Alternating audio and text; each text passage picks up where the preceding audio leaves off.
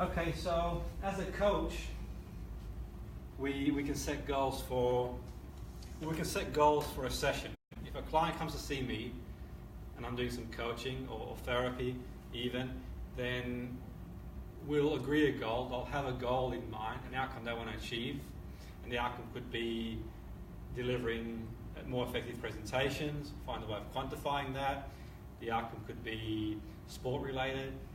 It could be in football to score more goals, to play at a high level. It could be in business to get the promotion. So it could be a number of things as well. It could be to reduce anxiety presenting, and then we can find a way of quantifying the anxiety on a scale of 1 to 10, with 10 being high and reducing that. It's harder to quantify. So how do you quantify confidence? How do you quantify motivation? How do you quantify these things? And they're a lot harder to quantify than, say, a clear-cut outcome. So I want to reduce in weight. You've got a weight in your mind that you want to achieve, or you want to improve your running speed. You want to run a marathon in 4 hours. So it's easier to quantify that than, say, a state or an emotion. Yet in saying that, it's still worth quantifying it, and because if you quantify, you've got an idea if you're going in the right direction. So for me, as well as the client setting a well-formed outcome, what I will do in a session is have an idea. Now, the idea isn't carved in stone.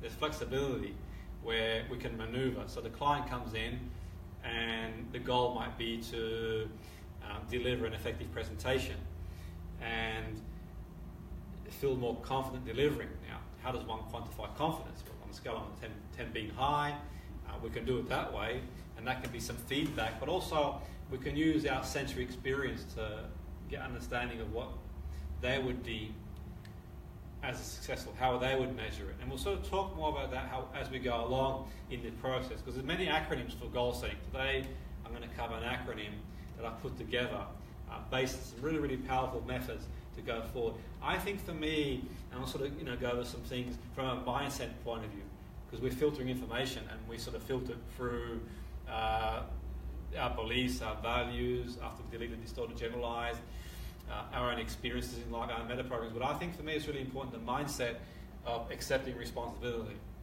Now, when we talk about accepting responsibility, some people say, well, was it really my fault that happened? Well, it may not have been your fault. So you get given these cards, and the cards you get given, you may not have chosen, but then you can choose your response. Okay? Yeah, you can choose your response. Life's not always fair. I'm not Pollyanna. The world isn't all rainbow and sunshine. We know that. Life isn't always fair. Things happen to people, but people have got a choice. People have got a choice and can choose their response. Okay. One book that really made a difference to me in my learning journey. Many years ago, I read this book by Dr. Viktor Frankl, and he was a psychiatrist, and he was put in the concentration camp in World War II. He was Jewish, and he was put in a concentration camp in World War II. So cutting a long story short, and the book's really worth a good read, Man's Search for Meaning, and it kind of, finding meaning in certain situations kind of went against what I was learning at the time, because it wasn't really about finding meaning, which is another story for another day.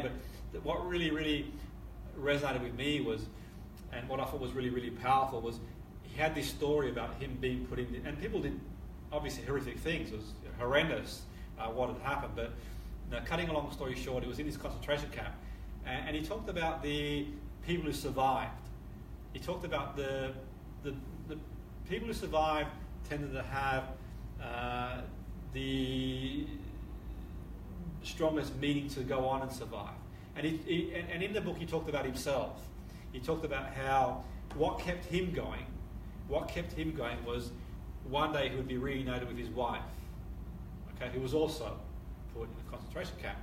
And that sort of kept him going, that sort of desire to see her again. And it's hard to imagine what people do to other people. It's sad, and it highlights how life isn't always fair, and things don't always go the way you want them to go. And sometimes we can't control, sometimes we can't control. At the end of the war, when he got out of the camp, he survived, and he was told his wife had been killed. And at that point, if memory serves me correctly, this has been many years since I've read the book, he talks about what purpose is there for him to go on.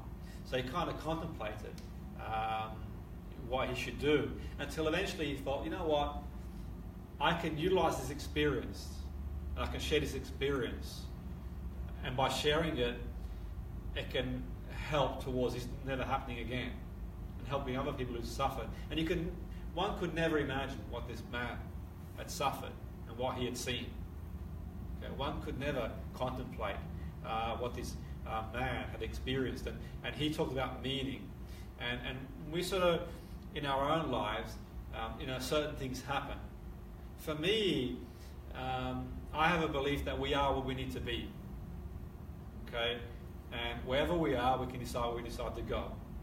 So we can go on our journey, and the meaning I get out of life is that, okay, it may not be exactly where I intended to be, but I'm where I need to be. And wherever I am, I can sort of move forward. So really it's about choosing the responsibility.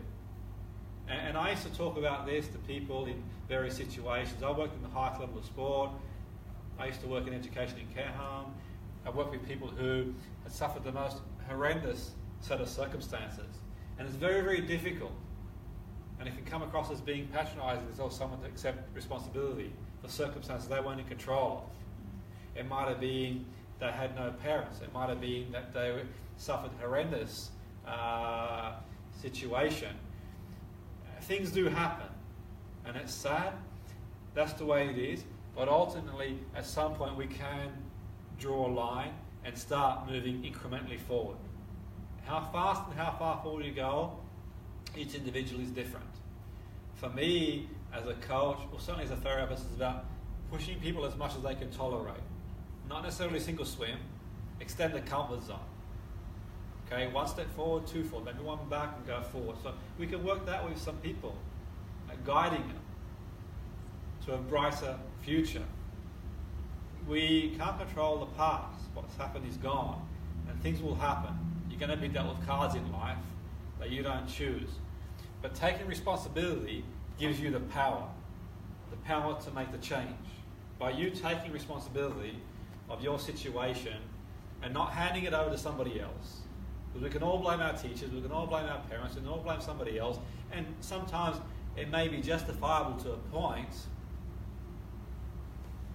but there is a point that we sort of can take ownership.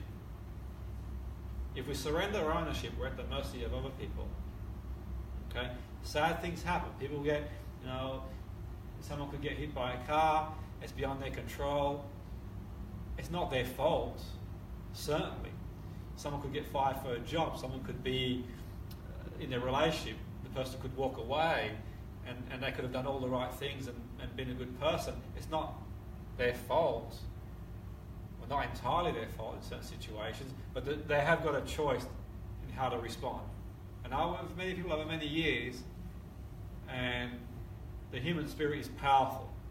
And I can share many stories of people who are against all the odds, who were given the most horrendous set of cards you could ever imagine, who found a way to turn things around.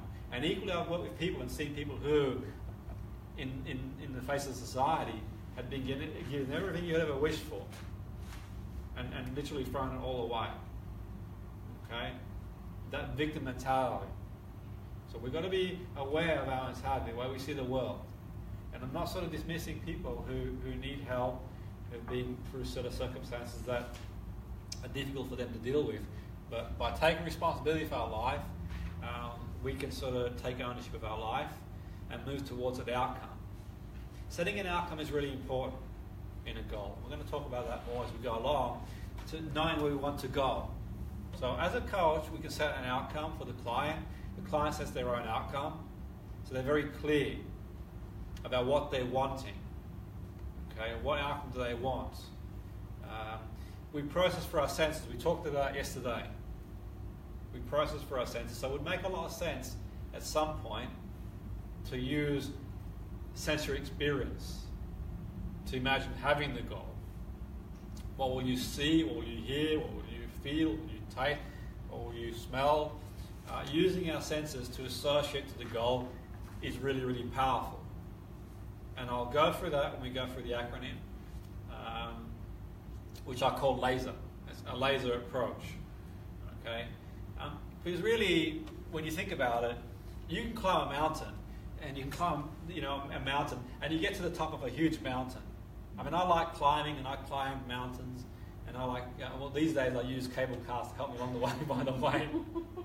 Yeah, maybe it's funny a year ago, but I like to go up mountains, and the climbing is wonderful, and really, it's amazing where you get to the top of this beautiful mountain, you have a beautiful scene, there's some beautiful mountains in this country, in the UK, and some beautiful mountains around the world. You get to the very top, and you see this beautiful scenery, and you get there, and that's like a micro moment. And it's a sort of climb, the exhilaration of working your way up there. So it's about the journey. So setting a goal, you grow into being something different.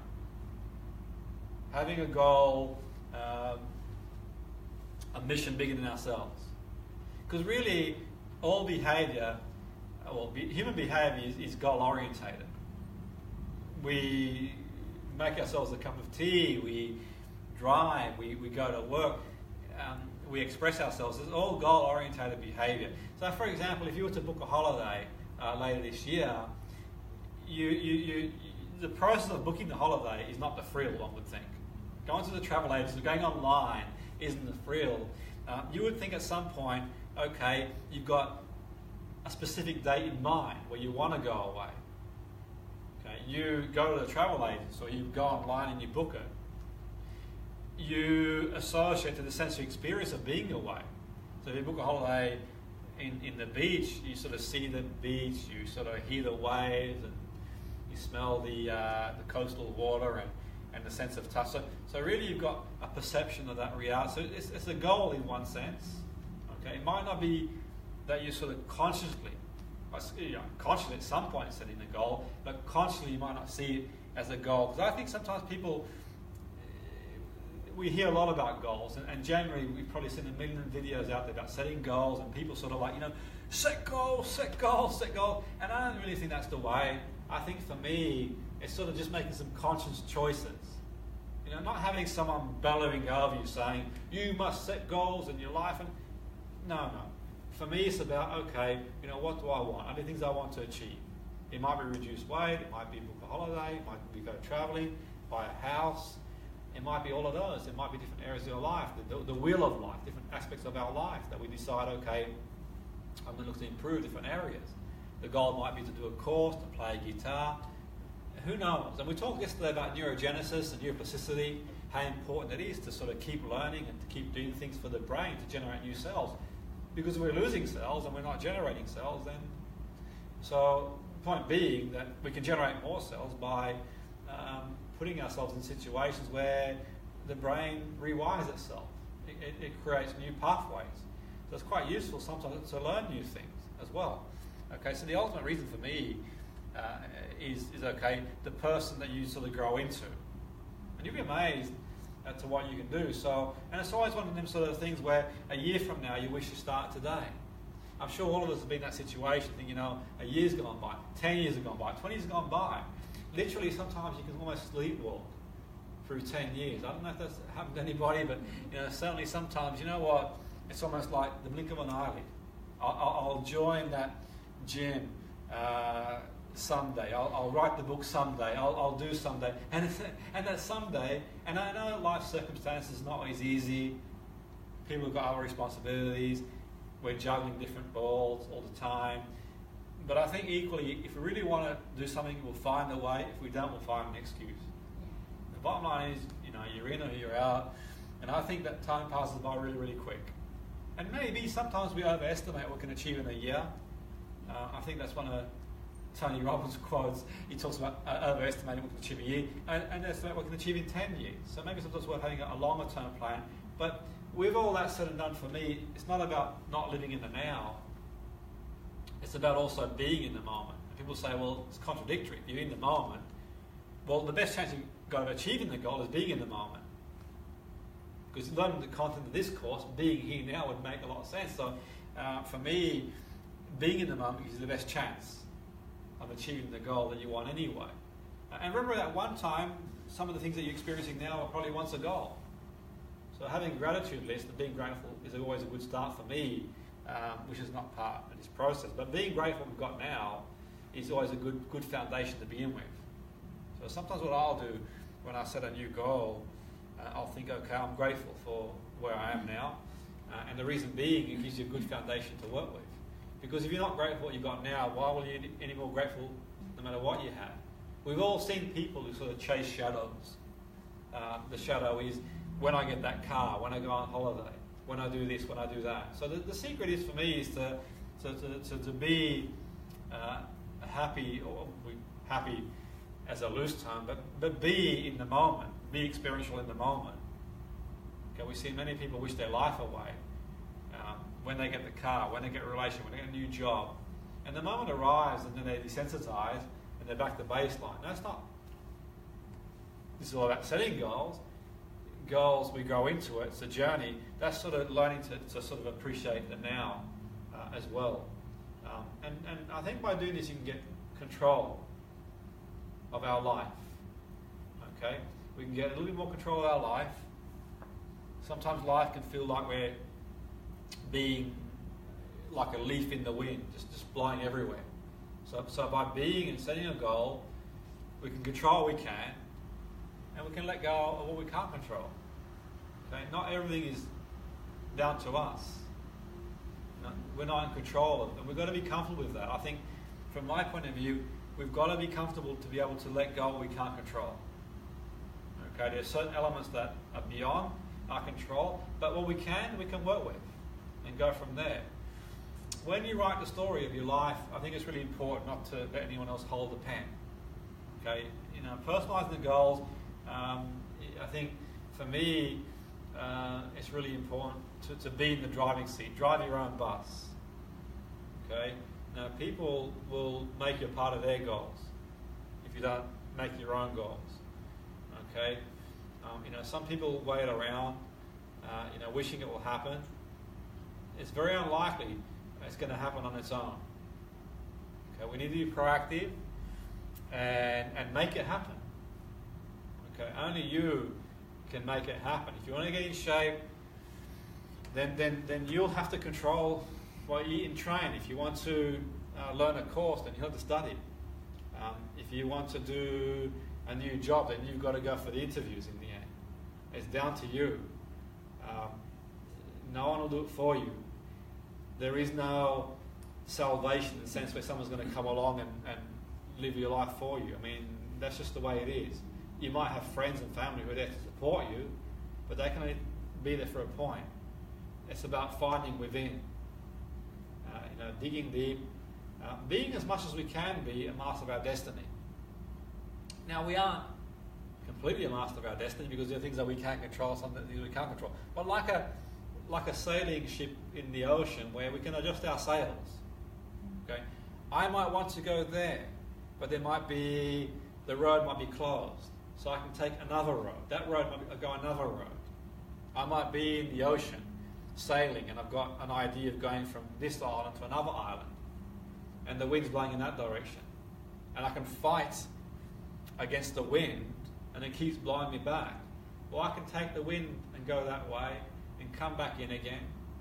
And I may not be where I intended to be, but I'm where I need to be to stand the best chance of getting there. And I'm growing, I'm learning. And that's life. I've set many goals in life. I'm quite a goal-orientated person. And there's been times I haven't achieved the goal, but I've looked back thinking, it's a good job I didn't achieve the goal. Because I'm in a better place now than what I probably would have been anyway.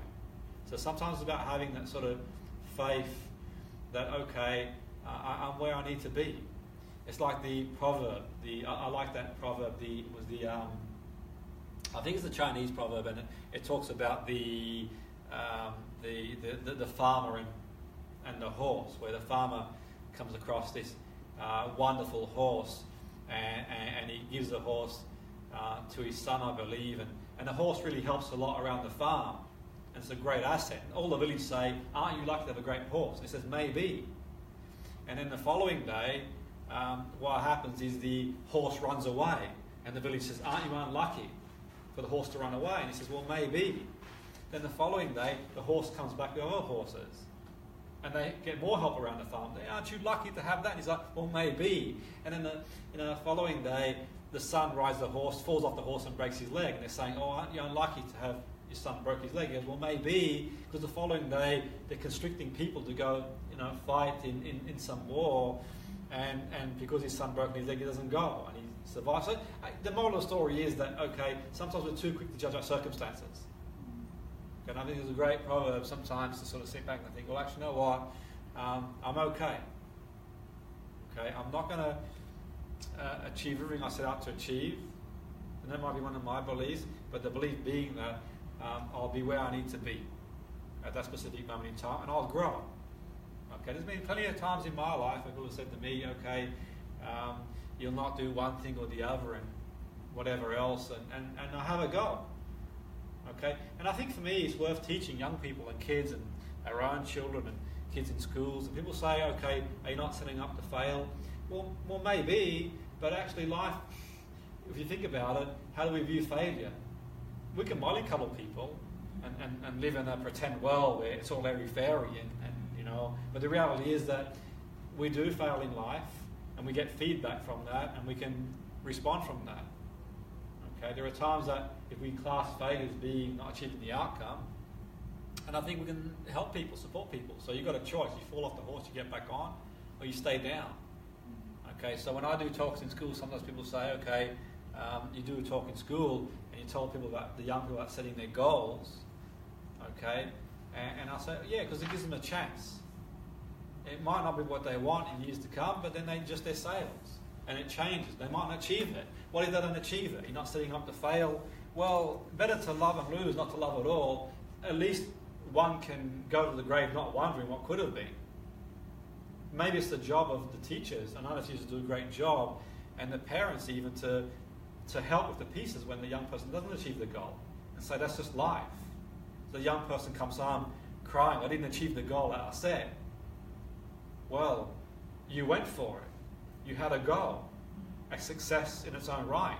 You could have not had a goal, and you could have got to 100-year-old wondering what could have been. So it's okay, But people laughed at me. But better to feel like a fool for a minute than a fool for life, because there's plenty of fools for life who never have a goal because they're too afraid we're going to laugh, and they never try. Okay, when I sort of did some media training one time. And I hired someone privately to help me. She was really, really good in the media. And she said to me, I don't think you'll do well in radio. After I'd paid her money too, by the way. I go, why is that? She goes, you don't articulate very well. But I did really well in radio, ironically enough. So my response has been to people who are like that is to respond favourably. If you tell me I can't do something, you'll motivate me even more. And maybe she was aware of that, I don't know. But I've had that before. For me, one time I went to a school and I was talking about setting goals, and the teacher said, okay, why are you putting this stuff into the young people's heads? And there was a program actually I was running, and I was talking about a program yesterday. I was doing it was with the airport and some young people with non-education employment, and I went to do a talk at the college that the young people were at, and I talked about, okay, the conditioning, how they can get jobs and if they work hard and so on and so forth. And one teacher pulled me up one time, he goes, do you honestly believe that? I said, well, what do you mean? He goes, it's all right for you. I said, well, you don't really know a great deal about me. Before you make comment about me, it's all right for me. And I said, do you not believe they can do? And he goes, well, I'm not so sure. And I said, well, really? Are you sure you should be in this role? Because for me, you can drop a child off at school at 5-year-old and they learn Jack and the Beanstalk. And by the time they get 17, they learn X, Y, over Z, whatever.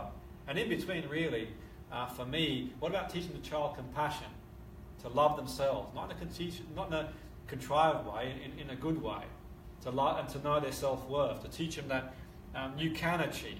Where does that come into the curriculum? So we've got this curriculum that's outdated, it's toast, it's industrial revolution. It only serves so few. Okay, you're being conditioned for years to be a slave to your corporate master. Life can be a little bit more than that for some people, in my opinion. If the young person wants to be and have a go at being a guitarist, well, why not? The young person wants to have a go at doing something, and there's plenty of young people who become YouTube millionaires, and not everyone can do that, of course. But we can all be in it to win it. We can all, okay, have a go.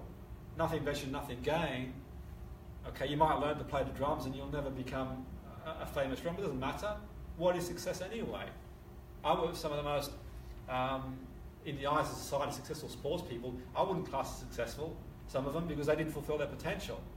And there are people who play to their potential who aren't professional. They're more successful in my eyes because they gave it a good go. So we've got to sort of sometimes reevaluate, I think, in my opinion.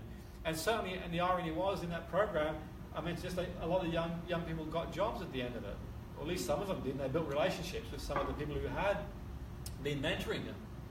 So I'm delivering a course to the staff, and I'm asking them to mentor some of these young people in college who hadn't had jobs before, and some would get jobs. And you might think, well, big deal. Well, if the parents don't work, the other parents don't work, it's a big deal. And it takes one person, one match to make an explosion. One person can change the whole society. Because one person gets a job, and then that one person becomes 2, 3, they have children, and they get jobs. It changes the whole town, the whole society. Okay? That's really important, I think, in my opinion. And sort of, at least we have a goal. Conditioning is key, proximity is key. We can control what we can, we let go what we can't. Every 1,000-mile journey starts its first step. Okay, it's no point me comparing myself to somebody who's a lot further down the line than what I am. I'm going to run my own race. And I think it's really important when you set a goal to run your own race. Yeah, you can have people you can model and learn from what they've done. If you want to run a marathon, speak to a marathon runner. If you want to write a book, speak to a writer. If you want to be a coach, speak to a coach, someone who's doing it. Be careful where you get the advice, because some people give advice and not doing it themselves. And they're a danger, because they have their own projection. We talked about yesterday. They project onto you what's possible. When I said I want to write a book, someone said to me, "You got no chance writing a book." That's what I heard. Why even bother writing it? Why waste your time writing a book? I thought, wow, that's a big call. And I wrote the book, and I would end up writing 3 books, and they all become bestseller. I read 10 resource manuals. And the reason why they said I couldn't write a book, and they had a justifiable response to a point, was I struggled. I wasn't academic at school. I wasn't academic at school at all. I've become academic now. I've done many studies now, as people are well aware. But at school I wasn't academic through personal circumstances. A working class family, mum's really ill, dad gets injured, we've got no money, food's scarce, life is tough. I get a bit of work outside in factory to try and make ends meet. And I'm just literally exhausted going to school. Literally going to school is difficult because I'm trying to work outside the school, trying to apply myself, and never in suffering. And I end up in my early 20s not knowing what a noun was, what a verb was, what even the alphabet was. And I had the audacity to say I'm going to write books. I'm going to go to academia and enroll to do a course at a university. And I'm still learning now. 20 years later, I'm still doing studies. I'm still so far down the line. It's like, know your place. Well, I'll give it a go. I'll give it my best shot. I'll find people. I'll learn. Point being is that I'm not saying it to blab on, by the way. I'm just saying it because when I tell the young people, they've got this perception of myself sometimes when I go in to do a talk and think, okay, it's all been the silver spoon. Nothing can be further than the truth. I've had my own challenges in life. Nothing's come easy at all. And last night I had a milestone at the speaking association that I speak at, and I told the speakers there that my first speech was nearly 20-something years ago. I was invited to a network group to do a speech because I wanted to be a speaker. I wanted to deliver training. But I didn't have the confidence to do it at the time. Yeah, I could play sport in front of people fine. I loved it. But speaking was really intimate. I felt, all the wounds of the past would open up. I wanted to be a speaker. And my first speech, I was invited to a network group, a business group, and all these people in suits and ties. And I felt all eyes on me. I distorted them. I thought, goodness me, I was trying to hide behind the flip chart. I thought, well, the ground's swallowing up. And then on top of that, the people in the background started giggling and heckling, and I'm thinking, goodness me, this ground won't swallow me up. Didn't know what to do. We have an interim break. They go for a drink and have their champagne cocktails halfway through the network. They come back and they're giving it all. I can just get through. I can just get through. And I just fought hard to get through. And at the end of it, I felt demoralized. I thought, wow, I want to be a speaker, and these people are heckling me, and there's no connection there. What do I do? And it took me a few months to go back to the drawing board. Then I started from scratch by talking to plants because they wouldn't respond back. And I did two-way conversations with the plants, and I could actually hear the plant laughing at times. And I could kick the plant over. But the moral of the story is, I would obviously go on to become a speaker, and I've spoken in 4 continents, delivered training in literally every you can think of, but it didn't come easy in the respect that, okay, you work at it. And I said that to the speakers last night in my milestone speech, because some of them are starting their journey thinking, okay, this guy speaks to audiences of hundreds of people around the world, he just turns up, and I still get butterflies now. I still get those nerves now. I can just channel them, the energy, where it needs to go. I get the butterflies to fly in formation, as you do, as one does. So I share that with you because I think for me, sometimes it's good to sort of, when you talk to people, to share so they know the insight, and people have got this perception about other people not realizing. And that's one thing I learned. I've had some great mentors in my life. If you want to call them mentors, teachers, trainers, some of the best. They really, really helped me so much, and I'm really, really privileged and I'm honoured to have worked with some of the best people in their field over many, many years, and it's rubbed off on me. But one thing I have realised, that they're just like me.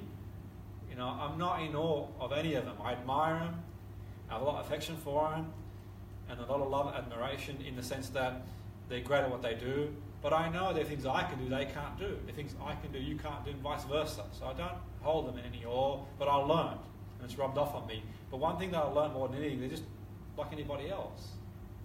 And if they can do it, then why not me if I've got the desire? All things being said and done, why not me? So what's the worst that can happen? So for me, that first speech I did that I mentioned there, I thought afterwards, if that's the worst that can happen, what I've been through in my life to that point, the challenges I've had, big deal. And it kind of grounded me. I thought, wow, I'm not going to let that stop me. I've got a message to tell. I'm not going to deprive the world of my message, because I've got a strong message and I've got the right intent. And I know I won't be for everybody, and some people aren't going to sort of respond to me, and that's fine. I'm not going to try and be for everybody. Because I know if you try and please everyone, you'll please no one. And some people, you stand on your head for them, they won't be pleased. No matter what you do anyway, it won't make a difference. And you've got to be willing to let go and pitch yourself to the people who do. So I want to sort of take you through the acronym now, okay? And we can have a practice, and then we can sort of work in together. You guys can work in pairs and practice. So I put together LASER. The acronym LASER being that focus, that selective attention we've got consciously. We can focus. So let's start with the exercise where you list the goal, and you're not accountable to go anything you don't want to go for. I won't hold you accountable to go for anything. You can rip it up afterwards, but sort of get the gist of the way it works. And you do it anyway without realising it. But now let's do it consciously. Okay, so the goal could be to write a book, reduce weight. It could be to start a business, whatever. But the more specific you are, the better. Okay, because the mind likes specific instructions. A bit like, say, if you go to the gym and someone says you're on the rowing machine, don't bend your back, don't bend your knees. Your mind struggles to process a negative instruction. Okay, your mind likes specifics. It makes it better for the unconscious mind. So the goal could be in weight reduction, the weight you want to be, the dress or suit size you want to be, and so on and so forth. The business could be what you want to earn, how many clients you want to see. The presentation might be how many you want to present to. The book could be you want to write in a specific genre or niche. You might want it to go number one. That's beyond your control to a point, but you can have that goal of getting it there and do what you can to get it there. So we sort of clear that, a list, we're okay. That's how we list it specifically, be very specific. Then when you've done that, it's about attaining it. How do I go about attaining it? And what you need to do. We talked about earlier about responsibility. Okay? It's really in your hands to a point that if you've got that goal, you've got to go out and do it. So, do I know what to do? If I don't know what to do, a good idea was to find someone who's doing what I want to do. So if I want to be a football coach, then I might go talk to a football coach. If I want to be a speaker, I might go speak to a really good speaker. If I want to be a butcher, baker, candlestick maker, then I'm probably best go to speak to them, because they can give me some insight into their strategies, their beliefs, and insight into their values, the way they see the world. And I might surprise myself and realise I'm not that far away. Okay, I've had the pleasure of working with some of the world's best coaches and therapists, and one of the realisations I've had, and I've learned under them, from them, is actually, you know what, I'm not a million miles off. I just got to tweak a few things here and there, and I can sort of improve myself and run my own race. Okay, so attaining it, and then sensory experience. I could never imagine, say, a Michelangelo or Stephen Jobs just doing like the sort of SMART goal acronym, specific. And at some point, like the young person who scores a goal in the cup final, they say, I dreamt it as a young person. The crowd was roaring. I felt it. I saw the crowd. And use your sensory experience to associate with the goal. I think it's really important to do that. To really, if you want the book, see it number one. See it in the shelves at the airport. See people reading it. Imagine giving autographs to people after doing a seminar. Really feeling it, If the weight reduction could be okay. You can see yourself in a reflection, the way you want to be, the compliments you get for getting there, the feeling you've got, and so on and so forth. Presenting, the exhilaration of standing up and sharing a message, the faces in the crowd. So you sort of get the drift there. Sensory experience is really important for me from a motivational point of view, and also from the point of view helping direct your brain to know where it wants to go. And for many other reasons too, and also knowing that you can feel good now. You don't need to wait to achieve the goal to feel good. And the best chance you've got of achieving the goal is feeling good now anyway. So I don't need to wait to reduce my weight that I wanted to be. I don't need to wait till my business is as big as I want it to be. I don't need to wait to be the best seller, to be happy, to feel good about myself. I can feel good now. I can make that conscious choice, consciously. Okay, I can make and navigate my mind consciously and direct it in a way where I can feel good now. And you might say, well, what's the point of going for the goal then? Well, we talked about that. It's about growing into a person. It's about achieving it. It's about your own sense of achievement. It's about your purpose, your why you want it, your driver, the fuel that burns the fire. Why is it important to you? And you might want to make a difference. It might be that, for me, when I started working in what I do, making a difference is important. One of the reasons I left professional football was I felt that as much as I love the game and still love it now and still work in the game to a certain extent now, I felt that there's more to me than that. Okay, and one of my passions was to help young people, because as a young person, I struggled. I said to myself one time, if I ever get the chance, I'll work with young people where I can and do what I can, because I reflected back on my own experiences, being 14, 15 years of age. Being 15 years of age, you shouldn't be having to go and work in factory to help make ends meet. You shouldn't be going to school with literally no food. You shouldn't be wearing shoes that are like 2 sizes too small. That shouldn't happen in the world we live in today.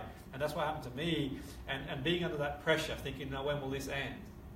Is there an end game? And having the pressure of teachers. I'll get the violin out now. Not one teacher said to me, are you okay, Jim? No, what they did is they would send letters home saying he's not applying himself. Why? Why are you applying yourself? What's wrong with you? You'd get that. I'd get letters sent to parents saying that he's not taking school seriously, but not one stopped and thought, why is he not bringing lunch to school? Why is he coming in tired? He's done a 12-hour shift at work on a Sunday. They didn't ask that. And I thought, if I get my chance, one day, I'm going to go in there and I'm going to do my best so it doesn't happen to any other young person. And that was my motivation. I thought that shouldn't happen. in the modern society that we live in. We like to pride ourselves in society about the way we are, what we do, but we do not always do what we can do. And I think that, I've never been on a crusade, by the way, but I felt if I can do my piece, then I can do it. So it's about your leverage, your why is powerful, and you can tie it into sensory experience. Is really, really powerful. Okay, it can be a really, really powerful thing to have that. And you'll notice that when you've got that sort of why, you'll break barriers now.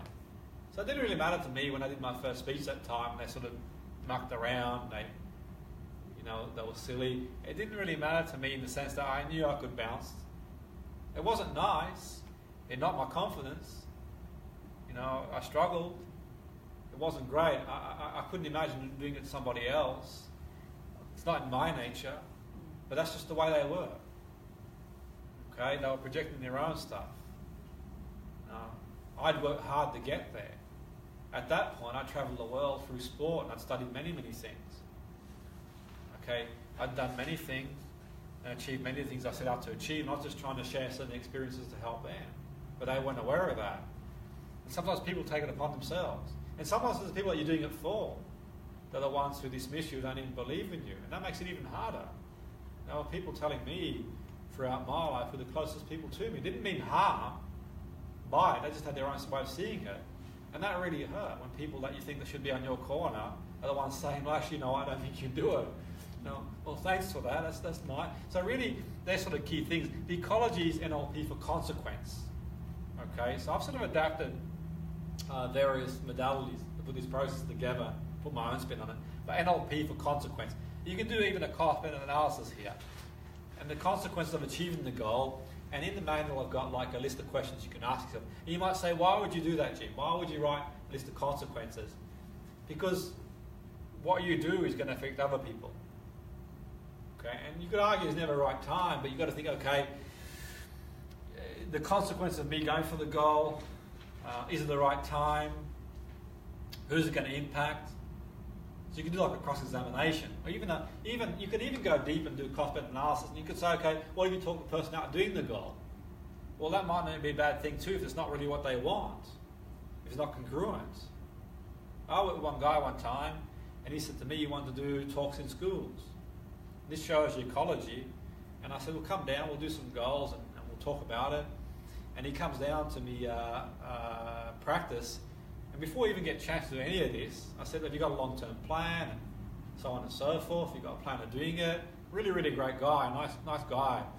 And he goes, not really. I didn't hear from him for a long time, about a year. And he goes, and he come back a year later saying, can I do some work with you?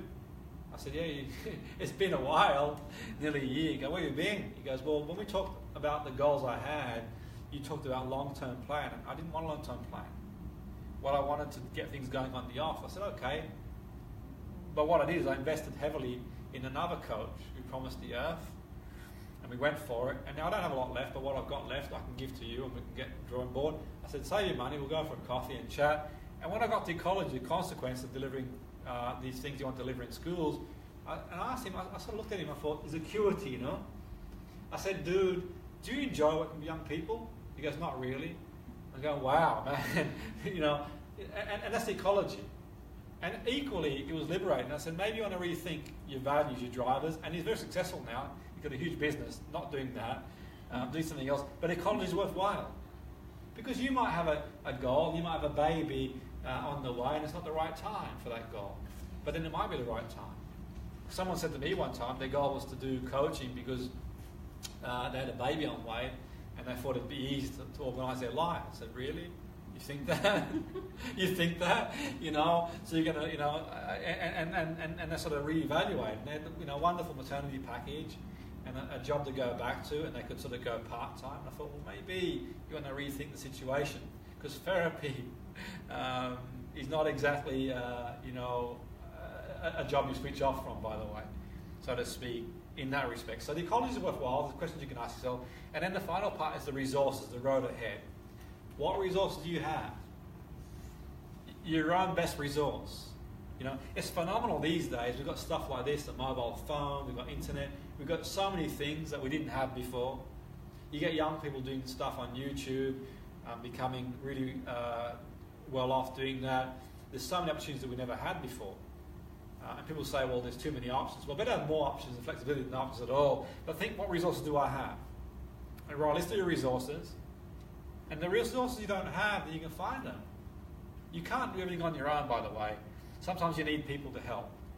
Sometimes you want to reduce weight, maybe you hire a personal trainer for a little bit. Maybe sometimes you want to start a business and you might hire a business coach. I hire a coach every year, and it's quite useful. And I sort of know what the process is going to do, but it helps as a sounding board to reevaluate my own values, where I'm going. It's quite useful to do it. It's a good investment, because that investment I put anywhere else probably would just fizzle out. Because I recall my investment all those years ago when I invested in myself. I used to go to like courses and seminars, and people saying, where are you going? And I remember when I booked on a Tony Robbins seminar in Sydney, I was about 17 years of age, everyone saying, where are you going? And out of your mind? And we come from we were a poor family, and they're like, where are you going? And what's that cult you're going to? And they couldn't get their head around it. But for me, I felt that there's another way of being. And if I'm going to be that other way of being, then I've got to see what other people are doing. And I'd go. And I'd sort of save up, and all summertime work. Everyone else is having a good time and having fun. And here's me working away and saving up to go, to learn, to hire. When I look back at the investment, if I'd invested that anywhere else, like, when I was young, to have the insight to hire somebody to help coach me, if I invested anywhere else, it would have fizzled out. So the investment is priceless, because I've gone on to use those skills professionally and personally, and they've really helped me. So the investment is priceless. So for me, education is priceless in the sense that, we invest in ourselves, and the payoff is immense. And the road ahead, for me, is what steps I'll take, okay, to get there. Maybe the first step in the 1,000-mile journey. The second step, okay, things I can do. And it's really interesting, really. Sometimes we undermine our resources. When I was doing that program I mentioned before, there was one young man, when I talked about resources to get the goal, he goes, Jim, there's no jobs out there. This was back in the financial crisis. He goes, you're not reading the papers? I said, not really. Sometimes I read the papers, I see the sports section, but not the front page. But anyway, he goes, there's no job out there. And I said, enlighten me. But his parents hadn't worked. His parents' parents hadn't worked. So he had this sort of conditioning. And I go, when's the last time you applied for the job? He goes, I haven't. Why even bother? I go, wow, it's amazing how people's paradigm is that way. And I said, and I gave him a reality check. I don't usually do reality checks, but I said to him, no, dude, you know what? You're quite fortunate. Because he was getting paid to go to college. He was on this program that we're going to put him on. He's going to be mentored by a top professional in their field from the airport. Get that opportunity. I said, there are people in parts of the world that would bite your hand off for that. They would bite your hand off. You live in a great country. The UK is a great country. There's plenty of opportunity. You've got 40 countries you can go to within an hour or two. In America, 5 hours. You live in a great place. You can set a business up tomorrow for free, literally. You can do it. I said, dude, look at the possibilities. And I could see it was like the idea was sparking in his head, the realization. I said, if I had my way, I'd send you somewhere in the world where people do struggle a lot more than what you could ever imagine. And that's not saying that we don't have challenges in this country and in the West, because we do. I'm not undermining that. I'm not saying things are perfect by any stretch of imagination, but that we can improve. But the point being that you can delete what you have got and focus on what you don't have. You can become a victim. Okay? And once you become a victim, it's not a good place to be. You can be a victim or a winner. Okay? We can fall in that trap of sort of deleting all the opportunities that we've got. And I said there are plenty of people out there, your age, doing really, really well. Really, really well. And so can you. If you make a conscious choice to put the effort in and work hard and give it a good go and see where the road takes you. Give you your best shot. Okay, it was amazing to see the transformation in this young man. A few words. Now I'm not suggesting that any of his success moving forward is down to me, but sometimes it's good to be a mentor. The coach being a facilitator, the mentor being someone who's been there, who can offer some subjective experience. So the mentor, okay, can tell you to do things based on their experience, but the coach can facilitate. But it's also useful to be a mentor too sometimes, because you can share experience. It's subjective, but it's still experience. But a coach is a bit more objective, a bit more facilitation. So that's the acronym. We're going to go to lunch shortly, but when we get back from lunch, you can have a practice of this. And you can utilise this for yourself. It doesn't have to be a grandiose goal. It doesn't have to be a goal. It can be anything you want it to be, even an outcome that you want. Okay? Even an outcome you want to achieve, even an outcome from a meeting. Someone might want a meeting with you. You might say, okay, what do you want to get out of that meeting? Even say a step towards the goal, break the goal down. So the goal is here. You don't have to be Superman and jump the building in one single bound, Superwoman. Go up the first step. Okay, read the first chapter. Do the first dissertation. Okay, that's the sort of key element. Okay, sometimes when I do assignments, I've done assignments in the past, I've got all the information on all the unit we need to cover. I'm like, wow. And you just break it down. Break it down. Sometimes you don't make the start you want to make, but then you can pull it back. Sometimes you got to adjust the sails. Now, throughout my own life, I've kind of, sometimes gone from one modality to another modality in my field to learn what I want to learn. I haven't always taken that direct pathway. But as people say, I'm sure you're aware, I've done a lot of study, probably more than anyone else in my field, one could argue. And the reason being is that thirst for knowledge. Okay? The thirst for knowledge, the desire to just be the best I can be, not be anything other than what I can be. And where that road takes me is anybody's guess. And that's for all of us really. In the end, all any of us can be is just be the best version of ourselves in any specific area and go from there. But this is the process we can sort of focus on. And you can do this with the young people at school, and they can say to the young people at school, say, no, it's not for me, and that's fine. If they don't want to do, that's okay. But at least you put the ball in their court. You can do this with your children, ball in your court. You can do this with your clients. It's the ball in their court. Okay? I'm not one to tell people that they shouldn't live life. I'm not the person to say what success is.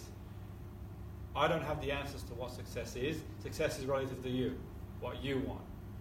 What I do know, something you want to achieve in life, you can make it a lot easier for yourself by doing a process this way, because you do it anyway. I mentioned earlier, when you book a holiday, the chances are you've gone through this on some level. When you do everything in life, when you go shopping, you've probably done something along these lines. You've got a list of what you want to buy, experience association of what you buy. So a lot of things you do in life, you'll have done this anyway. Goal-directed behaviour. So why not consciously start deciding to do things that line to your values, what are important to you, and having a goal.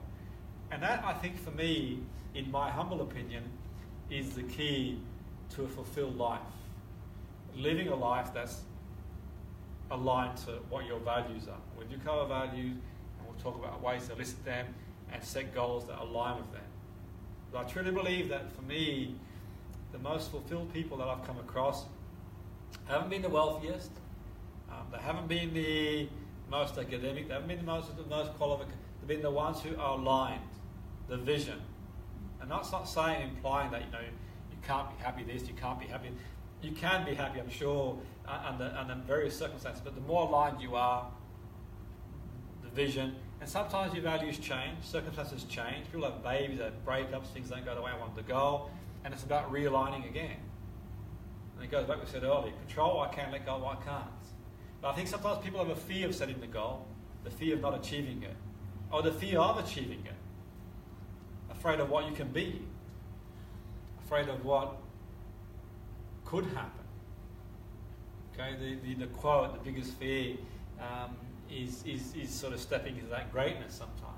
How do you handle that in a situation Great question. where Yeah. Because my lady I was telling you about yesterday is kind of coming to mind as you said loads of this, that I'm kind of feeling that I would get that sort of kickback off her, which is sort of that she doesn't see the value in. I'm not quite sure how to explain this, but when you're kind of getting that resistance, I guess, from them, that they either fear stepping into that goal. So the whole process of doing this is to encourage them to look at goals and sort of forward think. Yes. But I can just hear that kickback from her. Yeah, and more on the back of it, perhaps, maybe a catch up a few days later. I mean, last night I had a text that was just sort of saying, had a really bad day today, not done this, not done that, not done the other. That she's kind of living in what she's not done rather than what she's not achieved, rather than what she has achieved. Well, for me, what I would say, and I'm sort of mindful of time, and I don't want to eat into you guys' lunch, but what I would say is, let's put it this way. Let's say you've got a swimming pool, okay, wonderful swimming pool, and you're sort of sitting there, relaxing at the swimming pool, and all of a sudden someone catches your attention. They're drowning, okay? Now, you can't swim. If you can't swim, what will happen if you dive in? Yeah. And if someone else dives in and they can't swim, what happens to all of you? So if you've got, say, something by the side of the pool and you can throw it in, like one of them buoyancy vests, will they take it? If they value their life, they sure will. Okay? We can't control where they take it on. We can help, we can facilitate motivation. We can use strategies to motivate them to the best of our ability. But equally, in the end, it's their choice. The path of least resistance. Sometimes all one can do, like a tennis match, we can hit the ball in the court of the other person, and it's up to them to play it back. But for me, each individual is different, and each fear is different, and each situation is different, and we're all as unique as our own thumbprint. So with each individual, we treat them accordingly. And I think for me, definitely I would never give up hope.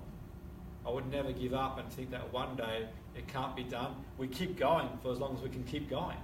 Different strategies. Yeah, precisely. There's not one size fits all. And for me, it's sort of understanding that we need to make sure we're, as a coach or therapist, in the best place we possibly can be. Help the person get there. So when someone comes to you from a therapeutic point of view or coaching point of view, or certainly therapeutic point of view, they're generally in a maladaptive state. The state that they're in is not the state that you're in. Okay, so we can understand that they're in a maladaptive state. They're in a different state to us. We can then look at facilitating an experience to guide them across. And one of the ways to do that is to sort of, be able to access our best state to do that. Because if we get drawn into that state, we both drown. Yeah. Me, as a teacher, if I'm going to motivate students, need to go to the motivation first. As a parent, if I want my children not to smoke, then it's best idea I don't smoke, because observational learning. If I want someone to be motivated, then I've got to go there. As a client, we can go there to the most resourceful state that we can be in. And we talk a lot about state in this course and being in the right state at the right time. But from a coaching point of view, we need to really focus on getting ourselves in that state, and also have the discipline to realize that, okay, it might not be the right time. We can explore whatever the fear is. Without sort of knowing the complete detail, it's difficult to make any recommendations or assume anything, because each person is based on their own formulation. But what I would say, the metaphor being, let's make sure we're in the best state possible, and let's focus on facilitation and also the projection. Who knows? The mind is, and for me, what I would say, there's trillions of cells in the brain. Trillions. I've been very fortunate to deliver training in several countries now to many coaches and therapists who've come along to the training too. And I think the biggest source of burnout is people assuming that they can say something to navigate the person. It's about getting them to connect to their own resources.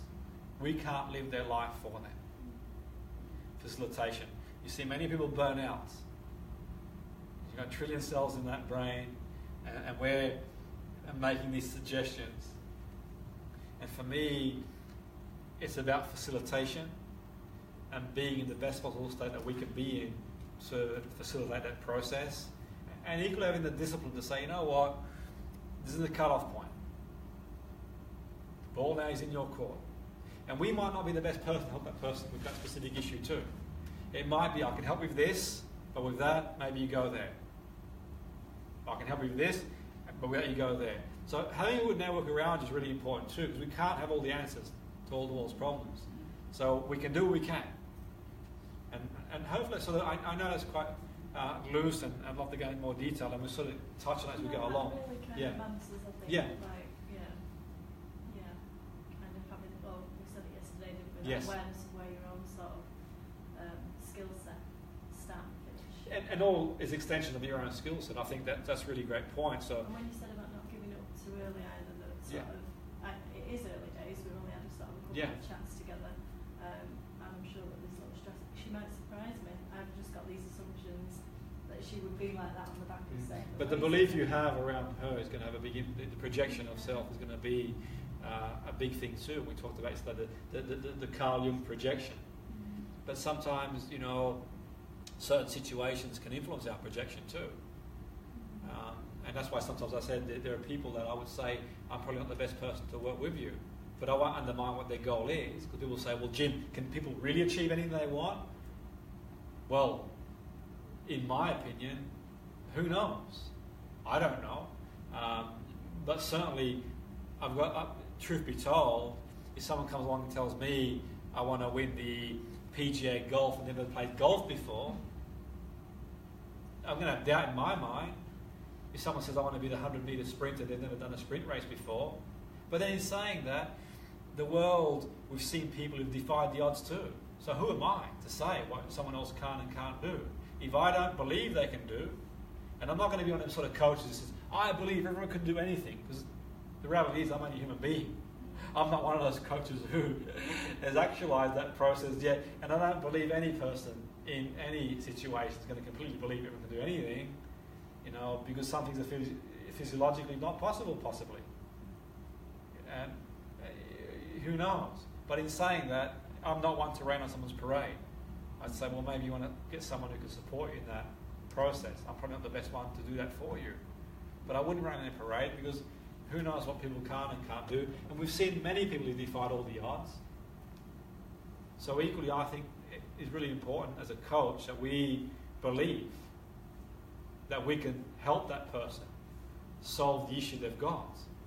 And every client I have worked with, I can genuinely say I have believed they can solve the issue. There's been times throughout the protocol and the work we've been doing, we've hit roadblocks and I've had doubt in my mind, that's truth be told.